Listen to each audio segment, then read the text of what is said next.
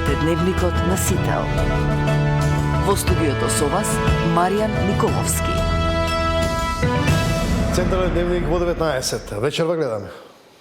Обвинителството бара Арсовска да соработува, заканите да ги пријави во МВР, а доказите да ги достави до обвинителите. Дневна партиска доза обвинувања. ВМРО ДПМН тврди 16 модуларни се изградени без минимални технички услови. СДСМ прашува дали полицијата ја затворила вратата на дискотеката Пулс. Протести во Скопје, верници бараат синодот да го назначи Партени за митрополит. Архиепископот на литургија во Стоби не ги коментира протестите. 15.000 матуранти полагаат државна матура. Кина се повеќе ја користи инфраструктурата како алатка за меко влијание, особено на Балканот. Независните листи и предизвикот за учество на изборите, што по одлуката на Уставниот суд, Македонија како една изборна единица, какви ефекти имаат граѓаните од независни листи. За искуствата и реалноста, тема на денот со Јана Белчева Андреевска. Добро вечер, останете овде, почнуваме веднаш.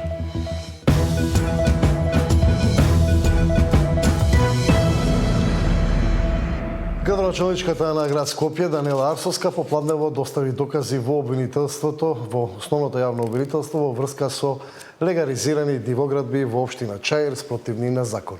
Арсовска посочи дека за повикот на основното јавно обвинителство до градот Скопје дознала утрово од медиумите и нагласи дека документацијата, односно доказите, би требало да бидат добавени од страна на обвинителството по службена должност.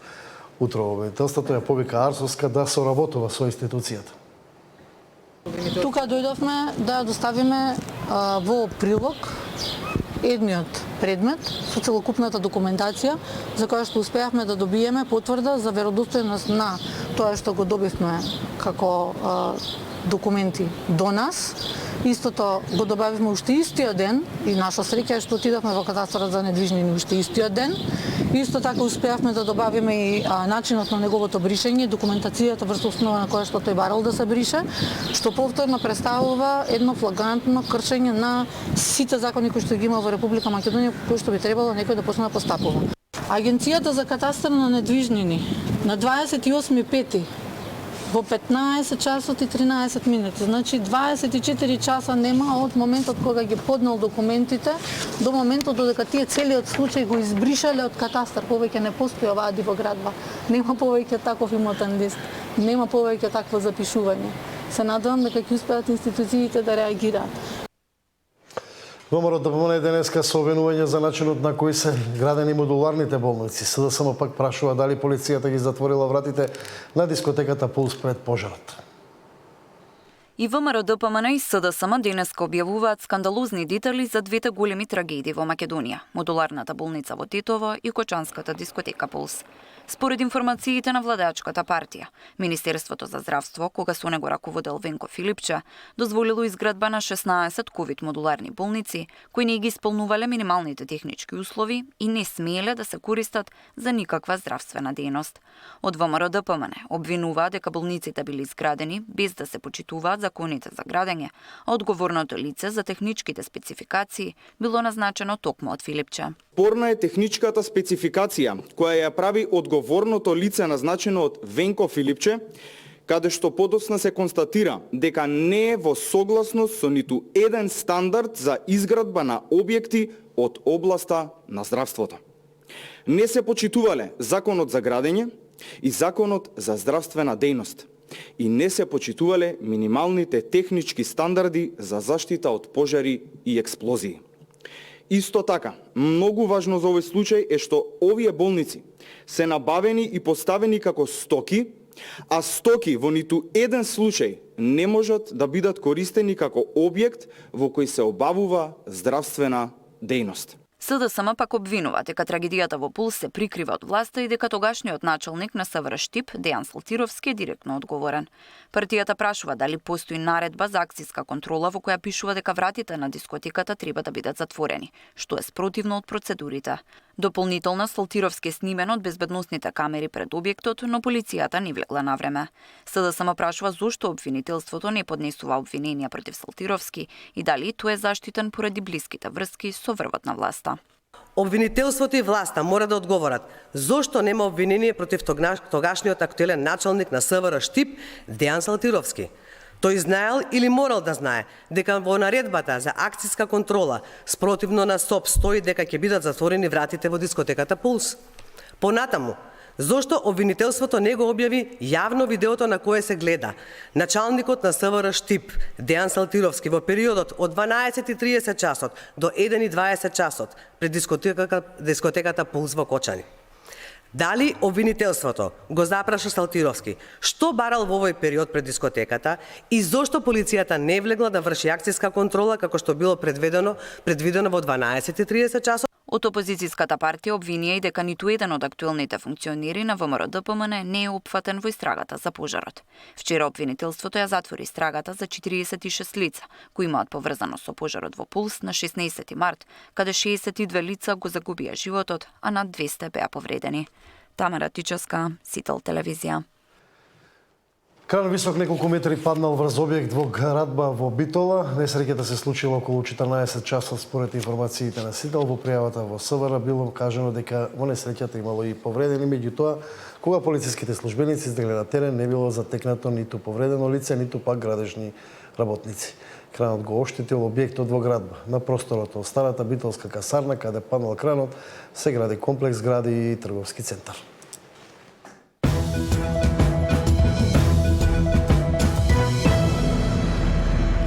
Анализите на европските експерти предупредуваат дека Кина се повеќе ја користи политиката за градење на инфраструктурни проекти за влијание, особено на Балканот.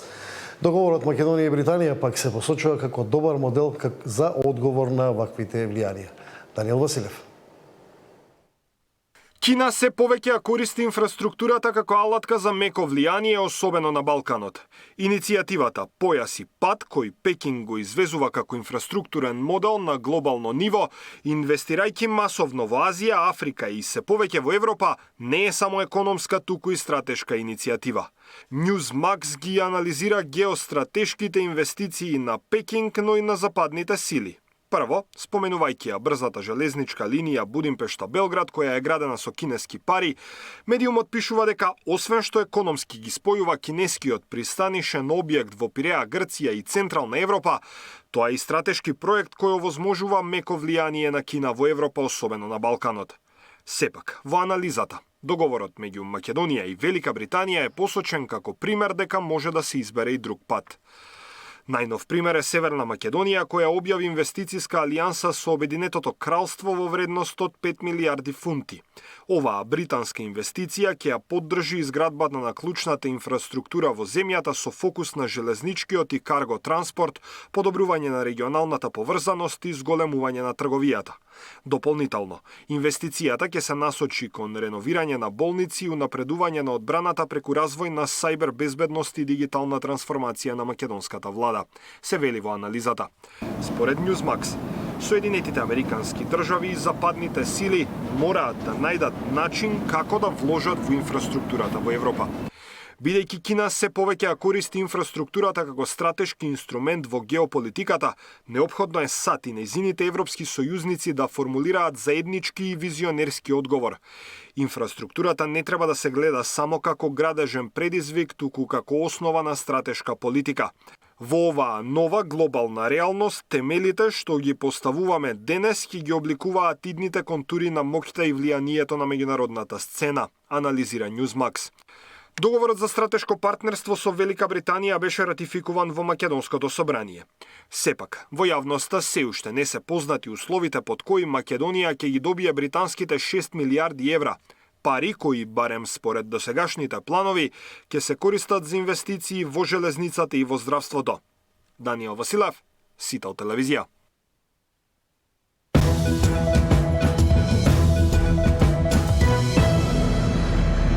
15.000 матуранти денеска полагаа испит по мајчин јазик, првиот од двата екстерни испити од државната матура. Габриела Лескова. Почна полагањето на државната матура. 15.000 матуранти денеска седнаа на жешките столчиња и решаваа испит по мајчин јазик. Некои ученици во своите училишта, другите се прошетаа до амфитеатрите на факултетите, каде има соодветни услови за полагање. Да не се препишуваат, атестаторите да си извршуваат работата според правилата, во спротивно ќе сносат санкции, предупреди денеска министерката за образование и наука. Ова е материјал кој тие го поминале и само требале да го повторат. Од нив пак очекувам да не користат никакви иновативни методи за да дојдат до точните одговори, затоа што пак тие влагаат во ризик да изгубат цела година. И годинава еден набљудувач надгледува 15 деца. Забранети се мобилните телефони. Сите наставници кои што се во улога на тестатори максимално одговорно да си ја сватат својата задача денес, бидејќи нивната улога е клучна во оваа наша работа, затоа што не сме само ние, тука сме сите, целиот образовен систем. Сите матуранти полагаат 4 предмети, 2 интерни, 2 екстерни. Резултатите од тестовите ќе бидат објавени 1 месец по полагањето на вториот екстерен испит. До година, бидејќи законот за средно образование претрпе измени, ќе се променат работите. Ќе се полага посебна државна матура за стручно, за гимназиско и за уметничко образование. Разликата меѓу овие две матури е тоа што учениците во стручните училишта имаат помал број на часови и нешто помалку теми од општообразовните предмети. Па нивната матура ќе биде прилагодена на материјалот кој што тие го поминале. Досега сите полага исто, значи гимназиска, кој опфаќаше поголем обем од материјалот. Полагањето на државната матура во 2023 година остана запаметена по групата на Вибер во која членувале над 6000 ученици кои препишувале за испитот по предметот англиски јазик. Матурантите препишувале и лани, исто така со формирање на Вибер групи. Габриела Лескова, Сител телевизија. Штипските средни училишта ги презентираа можностите за младите, полуматурантите покажуваат голем интерес за техничките науки, особено и информатиката. Во Дом на млади, Штипските средни училишта ги презентираа струките и можностите кои им ги нудат на идните средошколци. Промените во образовните програми на училиштата се прават со цел задоволување на потребите и барањата на пазарот на трудот. Најчесто инженерите, металопреработувачката индустрија, се оние сектори кои што се дефицитарни. Сите директори на средните училишта се самоиницијативни во насока на прилагодување на програмите за да се задоволи потребата и на бизнис секторот, но и да се трасира патот на младите. Мораме да ги следиме глобалните трендови, глобалните промени и она што е дефицитарно и суфицитарно за да навистина овозможиме кадар кој што во наредниот период ќе го развива нашиот град. Новина во Средното медицинско училиште Јане Сандански е воведувањето на профилот техничар за козметичка нега и убавина, кој припаѓа во групата на лични услуги. Предизвик е и најавата на владата за конечно завршување на клиничката болница во Штип, така да ние како училиште подготвуваме кадар токму за таму и се надеваме дека нашите ученици нема да ја напуштат државата, туку ќе останат и ќе работат овде и дека вратите на здравствените институции ќе бидат отворени токму за нив. Полуматурантите покажаа голем интерес за самиот настан. Овој настан е многу добар за нас учениците од 9-то одделение, бидејќи можеме тие што не сме се одлучиле да се одлучиме што може натаму да продолжиме. А мене лично ме привлекува информатиката и ќе разгледам што нуди средното општинско училиште Колен Ехтедин. Во Штип постојат 5 средни училишта, гимназија за електромашинско, медицинско, текстилно и музичко образование. За Сител, Трајан Ристовски.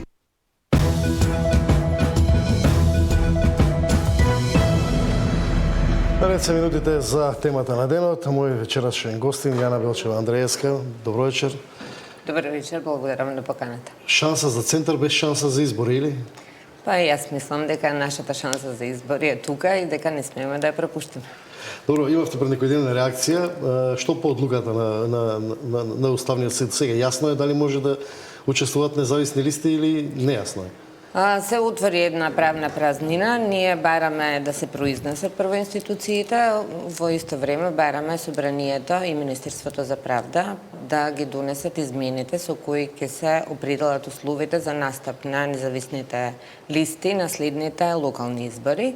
Иако во изборниот законник се споменува на повеќе места дека група на избирачи, граѓани и така натаму може да учествуваат и активно, не само пасивно, нели во смисол на гласање, сметам дека нашето учество на локалните избори не е исклучено, но не се пропишани до крај условите.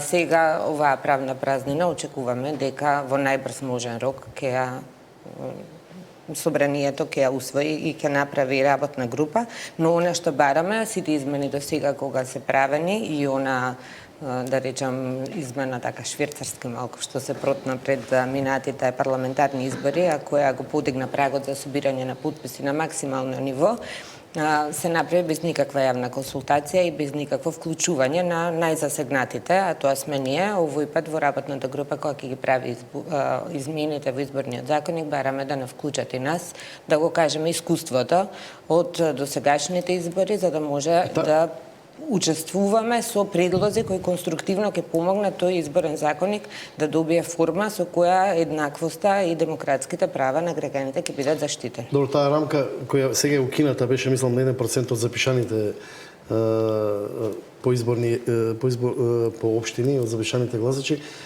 имаше рефлексии некакви на парламентарните избори.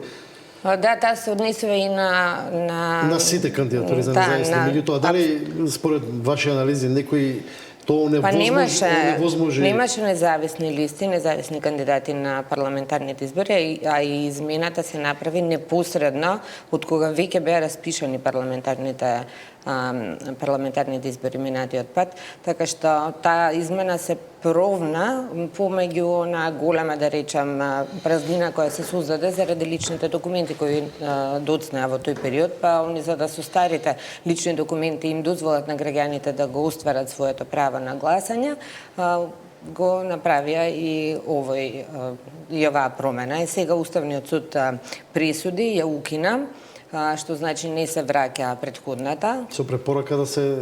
Да, со препорака собранието да направи нови услови. Она што ние дополнително го бараме не е само промената на бројот на потписи, туку прво бараме да се смени и бројката да биде некој 50-100 или ако ми дозволите да споредам во некој од европските земји, Австрија и Белгија имаат барање меѓу 200 до 500 потписи зависно од големината на регионот. Финска со 10 потписи, па дури и во малите општини со 5 потписи дозвола. Германија максимум 200 потписи, Данска меѓу 150 и 200. Грција 12 потписи, Естонија и Франција немаат ни барање за потписи, што значи дека само кандидирање на граѓаните. Таа законска решение кога се носеше, мислам дека така и немаше некоја дебата, ама дел од објаснувањето беше на иницијаторите дека да не се создава хаос, секој да може да прави листи со 10 или со 15, со 20 потписи, затоа е да речеме... Јас се согласувам, ама тоа за таква фрагментација на гласачкото тело не би била секако пожелна, ама тоа не значи дека треба да се исклучи можноста и на оние граѓански иницијативи кои со години делуваат и кои се сериозен политички елемент во државата да имаат своји кандидати. Ако се навратиме 21 година за време на локалните избори, тогаш дури 33 независни листи се појавија на територија на Македонија. Имаше 56.000 вкупно гласови кои ги добија независните, што е сериозна политичка сила. Секогаш има постои прашањето зошто граѓанскиот сектор не се трансформира у партија, например, па да учествува. Па да ни била условите се полесни, барем од претходната законска рамка. Пазете, во овој момент за партија се бараат само 1000 потписи и тоа на 4 години. Ако си член на партија и кандидат на избори, тогаш имаш поголема можност за пристап до ресурси и така натаму, но ние и за тоа бараме да се дискутира во работната група, односно да се дозволи и пристап до медиумите и до финансиите на никаков рамноправен и подеднаков начин, така како што го бара тоа и ОПСО и ХР, но како што и Македонија во меѓународни документи го има прифатено. Она што дополнително бараме е собирањето на потписи да не се одвива само во канцелариите на ДИК.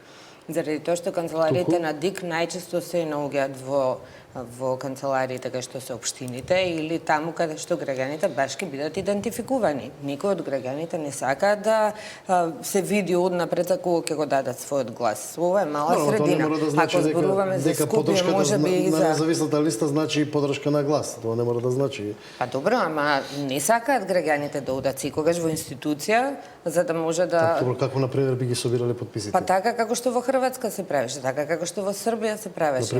На јавен простор имаше простори кај што граѓаните ги запишуваа своите податци, се подпишуваа, потоа институциите само ги верификуваа. И тоа не е случај само, еве ја најблиските земји ги кажав, низ Европа е многу почесто собирањето на подписи најавено отколку институционален. Ќе се постави секој прашањето на веродостојноста на тие.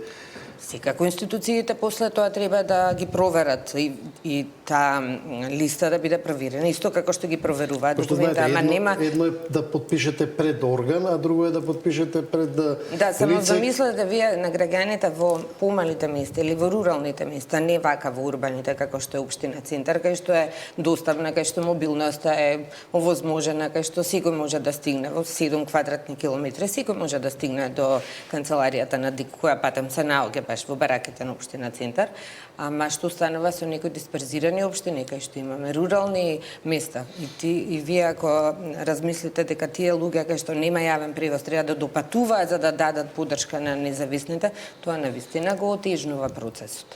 Би рекла само дека ние бараме и периодот на собирање на подписи да биде поголем, да се прошири на 30 дена, но и она што го видовме на минатите локални избори како сериозен проблем и недостаток, на листата на избирачкото ливче, граѓаните не можеа никаде да го прочитаат името на групата, односно групата граѓани не беше наведена како, например, во нашиот случај шанса за центар, туку само носителот на листата, а знакчето однапред требаше да биде препознатлив знак на групата под која сме ние, под која делуваме. И мислам дека тоа би морало да се... Сега на пресот чинам 7-8... Ние бевме 8, со тоа што во меѓувреме се јавија и други независни од други општини кои даваат поддршка на иницијативата за која се... Очекувате нови локални избори да имаат политичките партии повеќе се соочат со независни листи отколку меѓу себе. Јас искрено мислам дека политичките партии сериозно го губат кредибилитетот во кај граѓаните. Ние на минатите избори од 250% во некои општини имаше со 30% само они добија гласови за да може да формираат општински совет или да изберат градоначелник. Тоа е многу слаб легитимитет. И насекаде низ Европа граѓанските листи се токму извираат заради тоа што има големо незадоволство од партиската политика, да речеме, или од она на кој начин системот се движи или се формира и реформира и така натаму. 4 години дел од локалните власти или претходно бевте на листи? Така, јас бев претходно на листа во коалиција, која ја напуштив и потоа продолжив како самостоен независен кандидат. Овој пат ние имаме систем на ротација, јас бев 2 години, па се ротиравме, па нови луѓе влегоа и така. Прашањето ми е повеќе во друга насока, до искуство е колку идеи до сега. Се поставува прашањето што ефект има, да речеме, граѓаните кога би гласале за независни листи? По кој знаат дека може да влезе еден, двајца, може да не влезе никој? Сега, мислам дека суштинската работа, зошто независните не се посакуван, да речам, елемент, заради тоа што ние наместо по партиска агенда, повеќе по граѓанска агенда се водиме. И таму една друга слободна мисла, она што ние ги учиме партиите, ги учиме на никаква одговорност. Ги учиме на тоа дека тие не треба само да ветуваат, туку и да исполнуваат. Ги учиме на никаква меритократија. Ги учиме на тоа што значи транспарентност. Сите тие работи се некакви наследени процеси кои за жал... Па многу слабо учат. Ја морам да ви кажам вака најавно и јавноста нека знае, нас многу работи ни се случуваат во системот како пропаст, да не речам дека ние гледаме некаква како да речам системска стагнација, ева, да не речам дека што ефект имаат граѓаните кога би гласале за независна листа, особено ако знаат дека во ситуација двајцата ќе биде можност за формирање мнозинство, совет, па тоа секогаш се во игра интереси, па некаде можеби и пари, Па ние мора да некаде... го разбиеме тој мит дека не можеме да ја направиме промената. Напротив, ја мислам дека шанса за центар не е така невидлива во јавноста со се она што го има до сега направено и што покажува дека ако сме активни ние како граѓани и можеме да ги генерално пошто вие само еден имало независни, у други општи. Да, и напротив мислам дека и сите други делуваат, дури и некои што не добија или добија па потоа на пример во Тетово како групата која доби 3 советнички места, па потоа советот се распушти за да може на нови избори на 30% само гласачи излезани да независните не добијат ниту еден советник, ама тоа не ги обесхрабри да продолжат да делуваат и да се залагаат за она што навистина е граѓански интерес, заради тоа што многу често ние ги гледаме политичките непријатели кои навидом вака го како да речем, социјалното ткиво некако го растргнуваат наместо да го обединуваат, таму зад затворени врати се договараат, исто како што измените во изборниот законник ги направија со договор помеѓу најголемите политички партии. Пред 2-3 дена слушавме на Вин кога господин Новаковски кажа дека во работната група за изборниот законник не учествувале големите партии, а се договарале во позадина. Тоа истото ние го гледаме во Советот. И што е резултатот после тоа? Нормално дека имаме нормализација на некаква ненормална ситуација.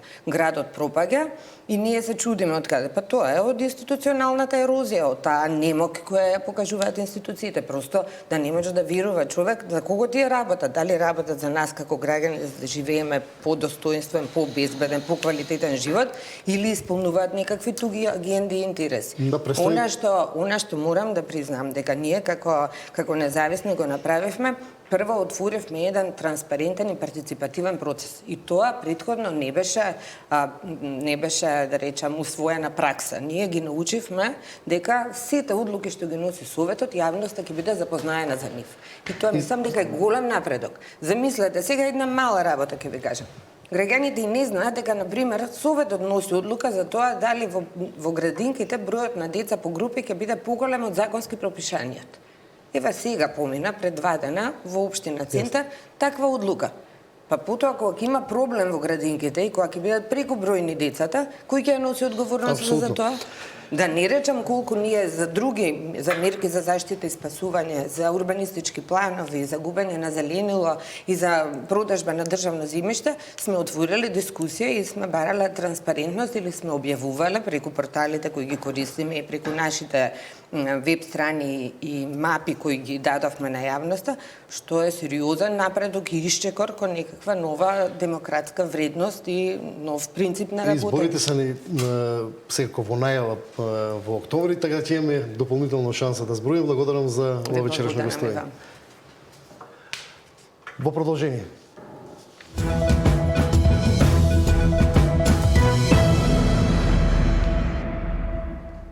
Во Скопје денеска протест на верници на МПЦ поради начинот на избор на митрополит во Охрид.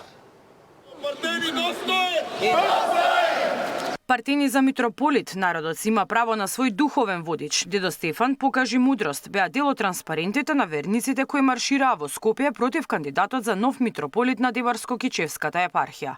Од плоштадот Македонија испратија пораки до поглаварот на МПЦ-ОА дека тие го имаат својот духовен пастир. Само бараме да биде слушнат гласот на логиката, ништо повеќе. Бараме на тој предлог избор да има и втор кандидат, односно зборуваме за отец Партени. Во никој случај не сме против ново назначениот монах, на кого што му посакуваме долг и благодетен живот, многу духовни чеда и големо смирение, онакво какво што го краси дедо Партени. А и сите дела се тука во Македонија и за нас македонците. Мислам дека паѓа во вода сето она бугарофилство или гркофилство, кога сите дела му се тука во нашата татковина и за нас. Мислам дека поголемо родолюбие од тоа нема. И навистина сметам дека треба се даде поддршка, кој да е кандидат, да е барем начинот добар, легитимен, исправен, да имаме верба во тоа што на крај ќе се одлучи. Ваквото свештенство денес е компетентно да зборува за духовност, исто како некој што прочитал прирачник за тоа како се вози велосипед, а никогаш не возил, ќе не учи како да го возиме велосипедот. Така што тука сме дојдени да му дадеме поддршка на владиката Партени кој има илјадници духовни чеда.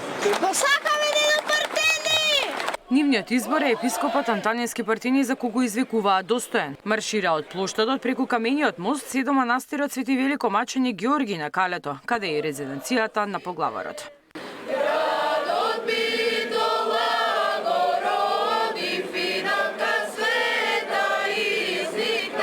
Транспарентите ги прикачија над зидот на манастирот. Вчера ваков собир се одржа и во Охрид. Инаку пред неколку дена архиепископот Охридски Македонски официјално го предложи монахот Ѓорѓеј за нов митрополит, а предлогот беше испратен до синодот. Седницата за избор ќе се одржи на 12 јуни. Ѓорѓеј беше замонашен на 27 мај, а неколку дена подоцна доби свештенички чин. Мирена Давидовска, Сител телевизија. Архиепископот и дел од владиците денеска беа на литургија во Стопи, одбележа 1700 години од првиот Вселенски собор во Никија. Не ги коментираше протестите. Символот на верата не е само заштита од ереси, туку е и покана за преобразба. Тој ни кажува дека Бог не е скриен Бог и не пребива во недостапна светлина, туку се јави во тело и сите нас не повикува во истата заедница на љубовта која не згаснува. А во неја пак се стигнува ако и меѓусебно сите бидеме едно, како што се едно ипостасите на триединиот Бог, како вели светиот евангелист Јован. Затоа делото од соборот во Никеја продолжува во правилното богомислие и богопрославување, продолжува во соборите на помесните цркви и на епархиите, продолжува во сите црковни заедници, каде што се лечат поделеностите, каде што животот во Христа е опиплив преку единството во верата и љубовта.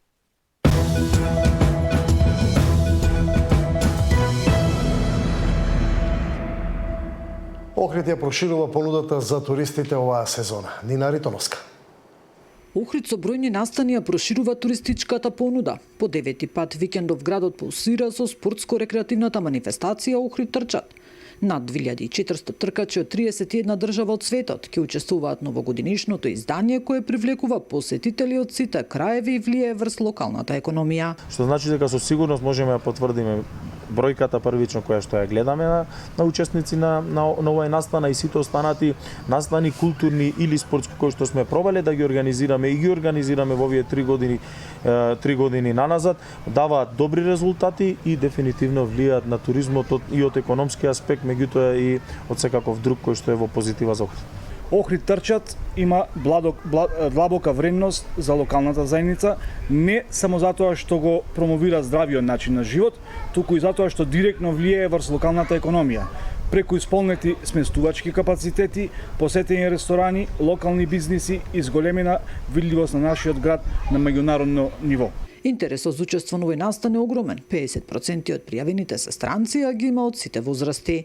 Охрид навистина ние го третираме сите заедно овдека како голема скапоценност и навистина се трудиме тоа и да го оправдаме кај сите оние тркачи кои што доаѓаат за време на Охрид Ранинг викендот. Имаме 2400 учесници, имаме 510 полумаратонци, од кои што 50% се странци, што е навистина голем процент. Имаме и 70 штафетни тркачи кои што учествуваат на штафетниот полумаратон. Изготвен е оперативен план заради мерки и активности кои што треба да се преземат, се со цел да овозможиме безбедно учество на сите учесници на трката. За време на одржувањето на главниот настан, односно трките во недела, ќе има времен режим на сообраќај. Нина Ритоновска, Сител телевизија.